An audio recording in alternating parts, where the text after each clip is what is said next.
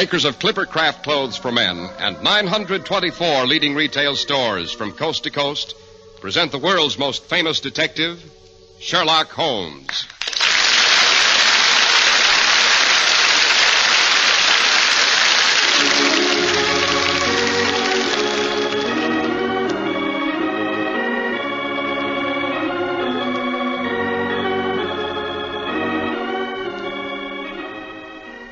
Our stories are based upon the character of Sherlock Holmes, created by Sir Arthur Conan Doyle, and the dramatizations are by Edith Miser.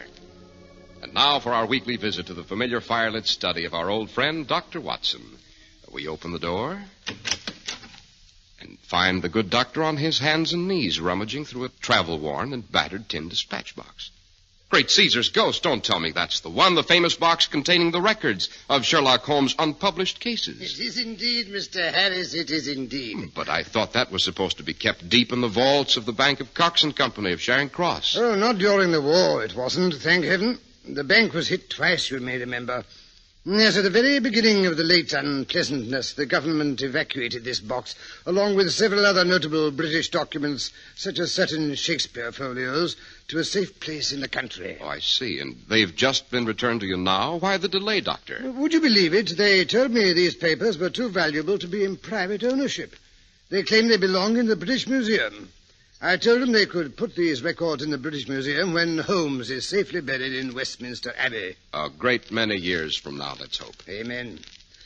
Well, now, yes, I've been going over these files to see if I couldn't find our subject for tonight's story. Yes, I think I can do no better than relate this one. The one to which Holmes invariably referred as the affair of the politician, the Lighthouse, and the trained Cormorant. But good heavens, where are my manners? Here you are, panting to say a few well-chosen words on behalf of those very generous gentlemen, our sponsors. Go ahead, Mr. Harris, go ahead. With pleasure, Dr. Watson. And my story today is very simple, but very important. It's a tale of the greatest values in clothes the American public has ever seen. Values that have rhyme and reason behind them, that are the result of a carefully laid out plan. Manufacturing ingenuity and a really great distribution idea make it possible for you to buy superlatively fine Clippercraft clothes at astonishingly low prices. Yes, and right in your own local independent store where friendly attention is traditionally yours.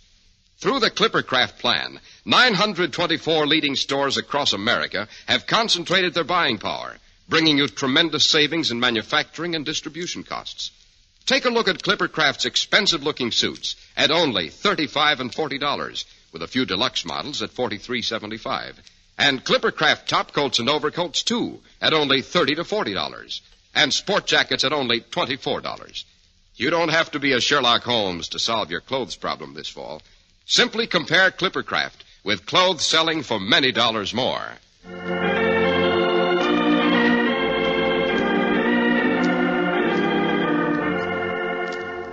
And now to get back to the politician, the Lighthouse, and the trained Cormorant.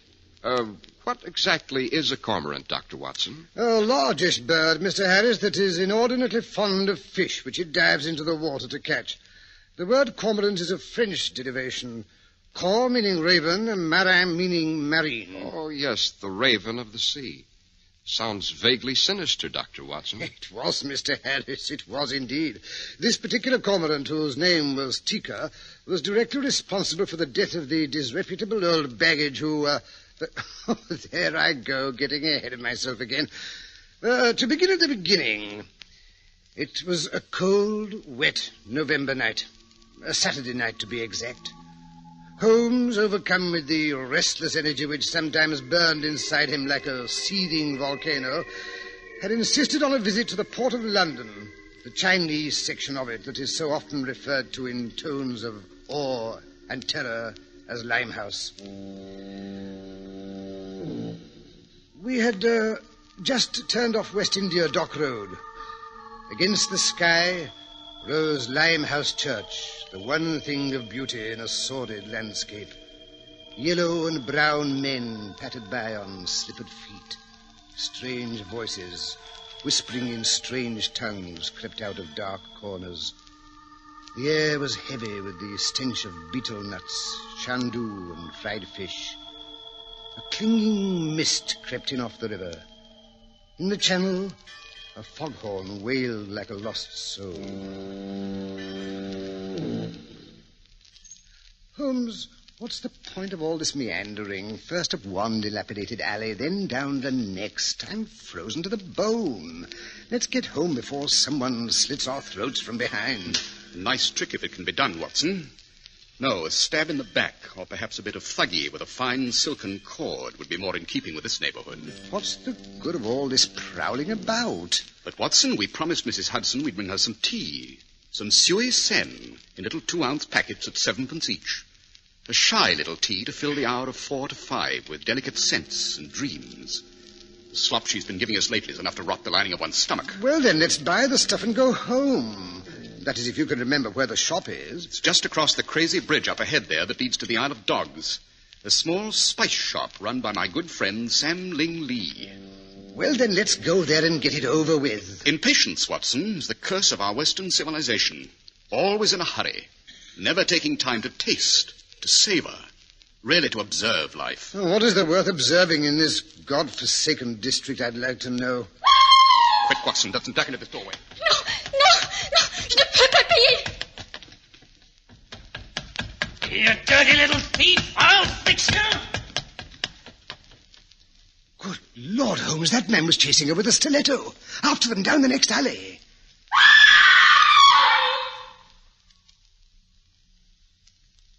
Too late, Watson. Great Scott, Holmes. Aren't you going to do something? What is there to do, Watson? That poor, tortured soul. She's better off dead. Holmes, you are a cold-blooded fish. At least we could try to catch the man who stabbed her. That is a job for the official police. We must leave something for them to do, you know. Incidents like this occur every day in Limehouse. No, the individual I'd like to bring to justice is the real murderer in this and 100 other cases. Who's that? The purveyor of little white packages like the one that poor frantic derelict clutched so tightly in her hand.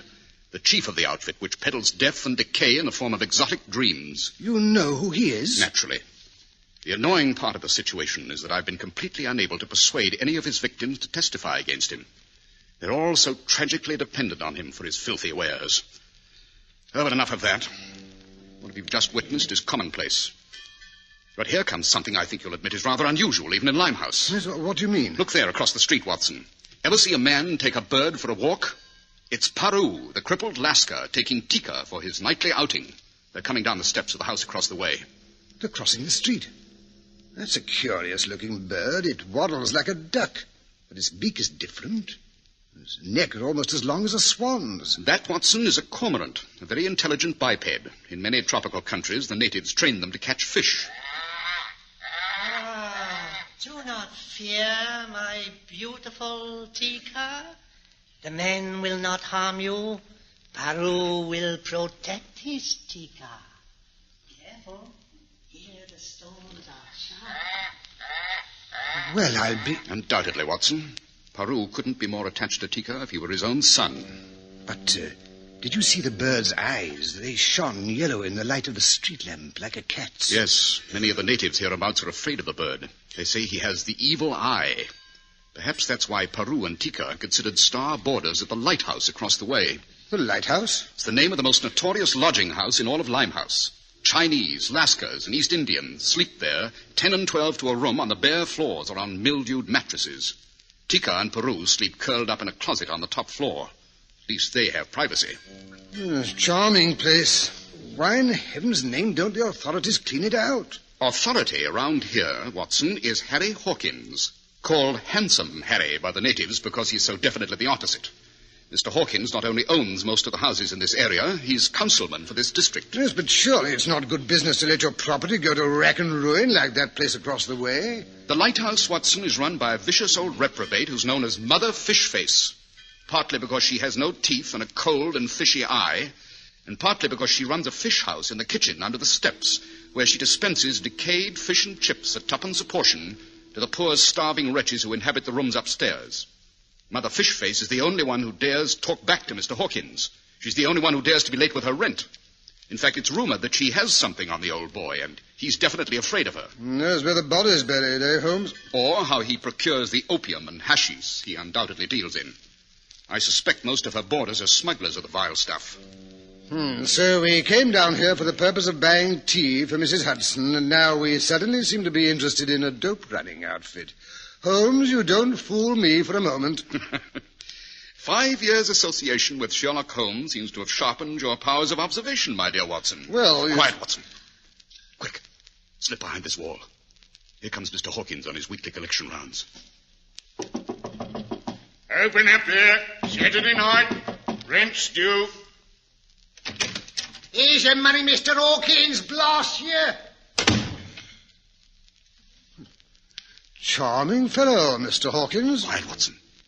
He's about to knock on the kitchen door opposite. Let's see what happens at the lighthouse. Hi there, Mother. It's me, Handsome Harry, come to pay a visit. What do you want, you old fool? What would I want, dearie? It's Saturday night, rent night. You're a week behind now. Supposing I am.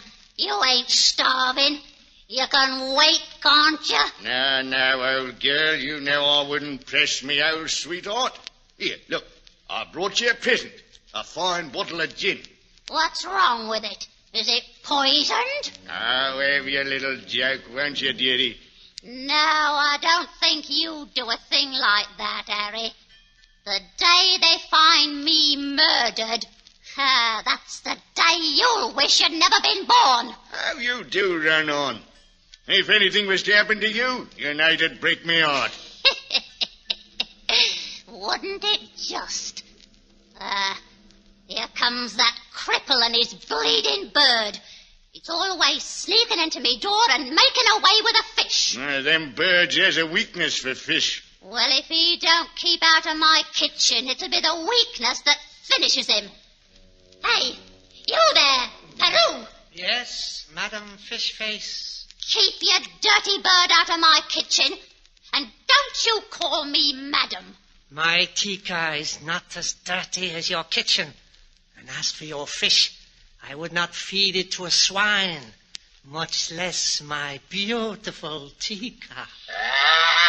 There he goes, sticking his head in the door. Hey, get out, you. Stop! Go on. Stop! Do not raise that broom to my Tika.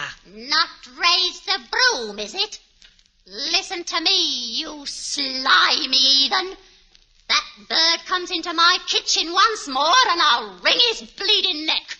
You listen to me, Madam Fishface, and listen well. You touch one feather of Tika's beautiful neck, and I will kill you. I will kill you dead. There, now, that's enough. I'll have no one threatening Mother Fishface. You heard what he said. You heard him. There, out he goes, out of my house. Let him sleep in the streets. Let him sleep in the gutter with his dirty bird. No, Mother, don't you get your dander up. Go on in and drink your bottle. That's a good girl. It's Saturday night, remember? You got a little spree coming to you. I know what I'm doing. No one has to tell me. Come, Tika. We do not enter her filthy premises again. We go sleep in the churchyard. It is warmer than Madam Fishface's heart. Well, that little commotion seems to have resolved itself, eh, Mr. Holmes? I wonder. At any rate, the fog's lifted a bit. We'd better get around to Sam Lee's place before he shuts up his shop. I could do with a dish of hot tea. A dish? It'd take a gallon to warm me up. Well, come along, then. It's no good loitering at Mother Fishface's door any longer, Mr. Hawkins. I fancy she and her bottle are locked in for the weekend. Oh, and Braid. Oh, it's you. And what is the eminent Mr. Sherlock Holmes snooping around here for, eh? Snooping? My dear Mr. Hawkins, you underrate me. Dr. Watson and I were merely enjoying the local colour. You have such lurid local colour in this district, haven't you?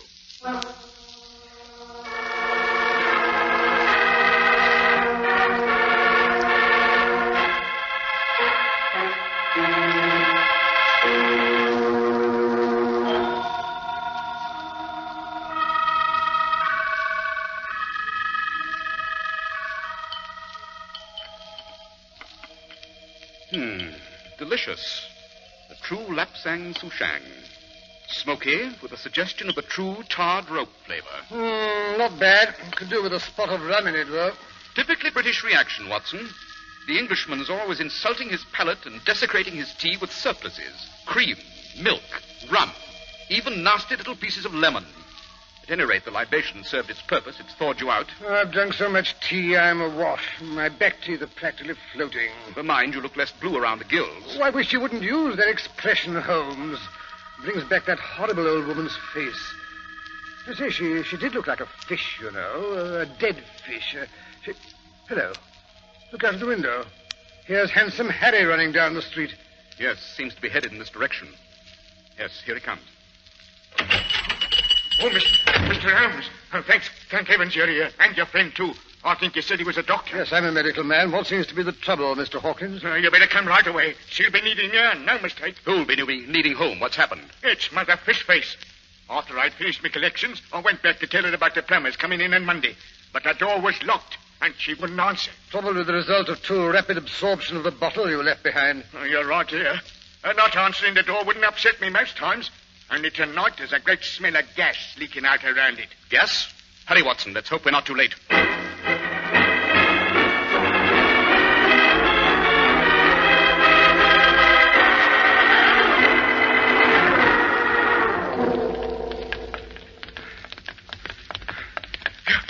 Here we are.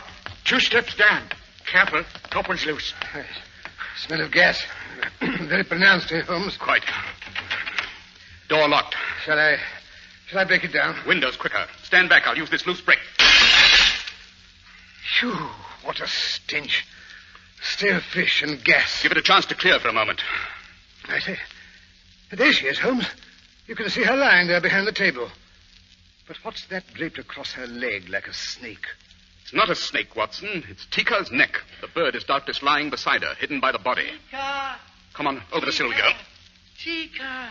Did someone see Tika? I look everywhere for him.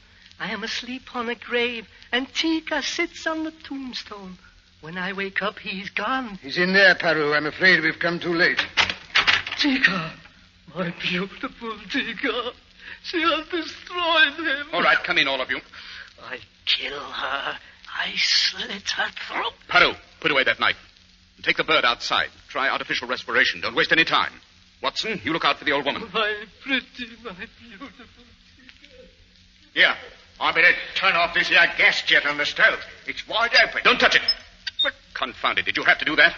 Well, you didn't want to asphyxiate a lot of us, did you? No. But I did want to examine that handle for fingerprints.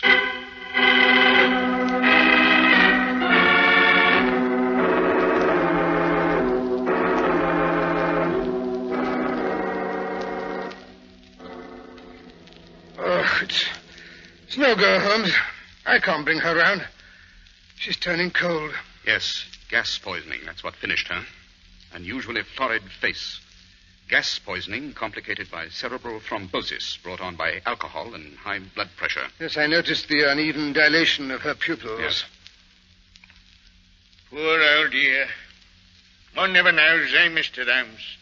Who'd have thought the next time I saw her she'd be lying there like that, cold as a mackerel? But if she wanted to commit suicide, Mr. Hawkins, why was only one gas jet open? Why not turn on the lot, eh, Holmes? I doubt very much if it was suicide, Watson. You don't mean it's murder? But the door was locked. No one could have got in. Well, that's right, Mr. Holmes. She never gave no one the key. It must have been accidental. Or at least that's what it was supposed to look like. What brings you to that fascinating conclusion, Mr. Hawkins? It was that bird what did it, mark my words. Time and again he knocked that gas jet open. Always her mother Fishface would scream at him and shut it off. Only tonight, like as not, she was too drunk to notice. Drunk from the gin you brought her? I always brought her a bottle of gin Saturday nights. It was that dirty Lascar did it. You heard him say he'd kill her. He knew she'd be drunk. Then he shoved his bird in here. He did it, knowing he'd turn on the gas, reaching for a fish frying on the stove. Yes, there was a fish on the stove. But it was not frying because there's no frying pan. If there had been, the gas would have been lit, and there'd have been no chance for it to escape and fill the room. Yes, there was a fish on the stove, carefully draped across this handle. you'll notice that it's still greasy and smells rather strongly of mackerel. These scratches, I imagine, were caused by the bird's beak as he snatched at the fish, thereby pushing the handle and opening the jet. Oh, that's what I said. That dirty heathen pushed his scrawny old bird in here, knowing Mother Fishface was lying helpless drunk with no way of protecting herself. And how did he manage to push the bird in here with all the doors and windows locked? Oh, I see what you mean. And it couldn't have been murder. It was accidental, like. The bird flew himself in. And how did he manage to do that? Oh, through that little trapdoor. Up there beside the window. It's got a little swinging hinge to it. So's the fish peddler could deliver fish through it when Mother Fishface wasn't home. That blinking bird, he flew up there, he did, shoved open the trap, and flew down into the room. What happened next was just like you deduced it, Mr. Holmes. It must have been. Poor old Mother Fishface, murdered accidental by a bird. Very interesting theory, Mr. Hawkins, but unfortunately it does not jibe with the facts. What do you mean, Holmes? Simply this, Watson. The bird couldn't have flown in because it so happens that this particular member of the feathered tribe is an Anotrum harrisi, or Harris cormorant, which occurs only on the Galapagos Islands. It is entirely flightless. You mean it can't fly? Not any farther than Dr. Watson. But it did get in here somehow, Holmes. You'll have to admit that. Quite. The cormorant was introduced into this kitchen by the only person, other than old Mother Fishface, who had the key to that door. Who's that? You, Mr. Hawkins, the landlord. Rubbish. Why should I be wanting to kill the old girl? She was my best tenant. You killed her because you suspected she was going to split to the port authorities. You got wind of the fact they'd sent me down here to get her story. You can't prove it. You can't prove a blasted thing. Supposing you have got my fingerprints in that gas jet. Dr. Watson here is witness to the fact that he saw me turn it off. Is that so, Holmes? Yeah, but you'll not find my fingerprints in the lock or in that doorknob, neither. I wondered why they were wiped clean. You were here earlier this evening. Your fingerprints should have been on the doorknob. Well, they ain't now. You can't convict me on that. What about the odor of fish that clings to your hands? Too bad you chose mackerel to lure Tika. Such a smelly fish. Furthermore, the notes on the papers which Watson discovered inside the woman's bodice But Holmes, will convict you of conducting a despicable and entirely illegal trade in opium and other... Why, Mr. Hawkins, where are you going? Oh, I'm getting out. I won't get me. Now that the text going to lay his hands on me. Holmes, why didn't you stop him? He'll be stopped, never fear. The authorities have had the place surrounded ever since we left the tea house. Sam Lee is my go-between. Or didn't you guess? You know dashed well I didn't. Furthermore, I don't know what you're talking about when you mention the papers I found in Mother Fishface's bodice. There weren't any papers. I know, Watson. Bluff. Pure bluff. The important thing is Hawkins thinks we've found those papers. It's remarkable how talkative the average criminal becomes once he thinks the jig's up. The port authorities should have no trouble in finding out all they want to know. Yes, at last, the chief of this dope-smuggling ring and the cause of untold human misery will be safely behind bars. Sir Holmes, did you hear that? Yes, it's Tika. I thought Paru might be able to bring him round. You see, he didn't have as much alcohol in his system as Mother Fishface. Let that be a lesson to you, Watson. You go to blazes.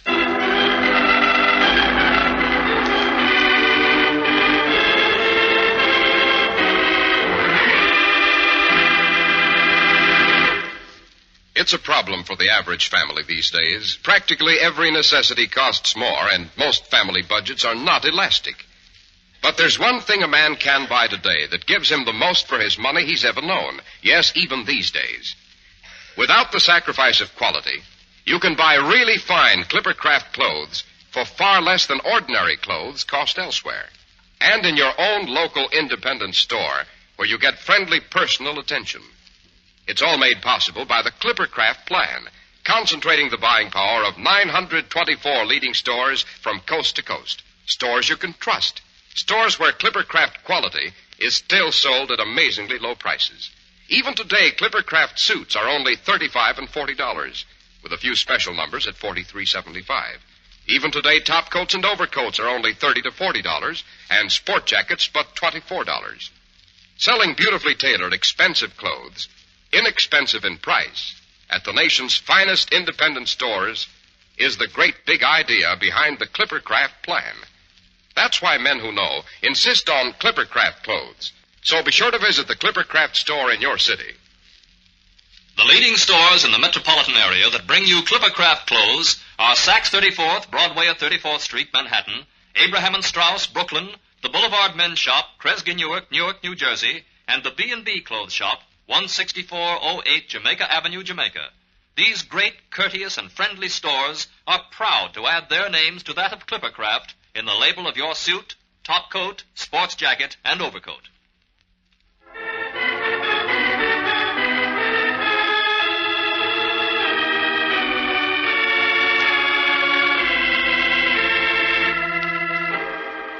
And now, Dr. Watson, did they succeed in convicting the handsome Mr. Harry Hawkins? They did indeed, Mr. Harris. They did indeed. Mr. Hawkins spilled the beans, as you say, with very little persuasion. As a matter of fact, Mother Fishface did have quite a few incriminating records tucked away carefully, which we subsequently found. Hidden in an old teapot or the family flour barrel, no doubt. Hidden away in a vault in the bank in Threadneedle Street, together with a very handsome collection of English banknotes. Thrifty old gal.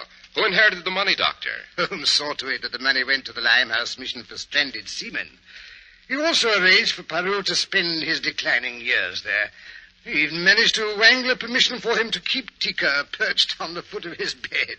I guess there's nothing that can't be done if Sherlock Holmes sets his mind to it. I agree, Mr. Harris. Of course, I wouldn't want Holmes to know about it.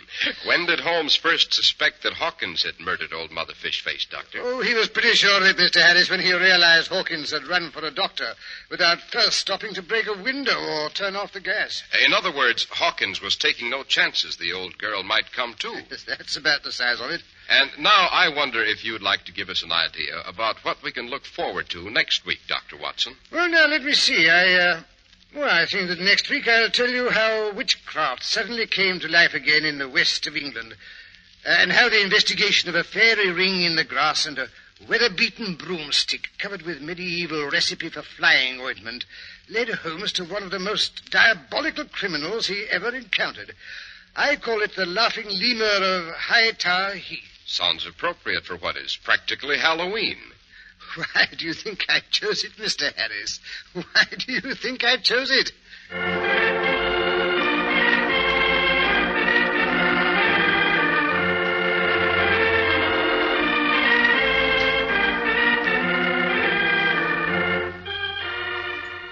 The makers of Clippercraft clothes and 924 leading stores from coast to coast have brought you another in the new series of broadcasts featuring the world's most famous detective, Sherlock Holmes.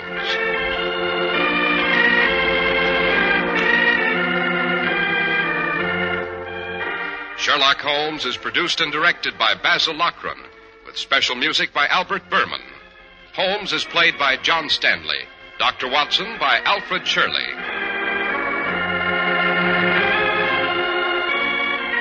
If you don't know your Clippercraft dealer, write Clippercraft, 200 Fifth Avenue, New York City.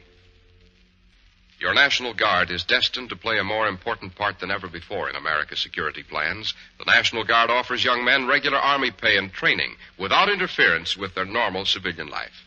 If you are between the ages of 17 and 35, married or single, join your local unit of the National Guard. Be sure to listen next week to Sherlock Holmes in The Laughing Lemur of Hightower Heath. If you'd like to attend the Sherlock Holmes broadcasts in New York, see your local Clippercraft dealer. He'll tell you how to obtain your tickets.